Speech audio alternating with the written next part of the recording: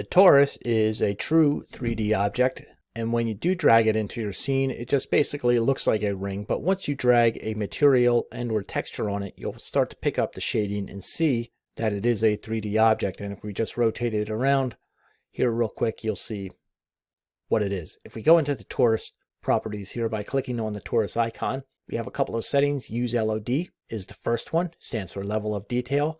There's also a tessellation here, and we can take that down. Tessellation will help with the smoothness. We also have a corners. We can take that down to 3 or up to a maximum number of 200. There's also a radius here, so we can increase or decrease the radius of this torus.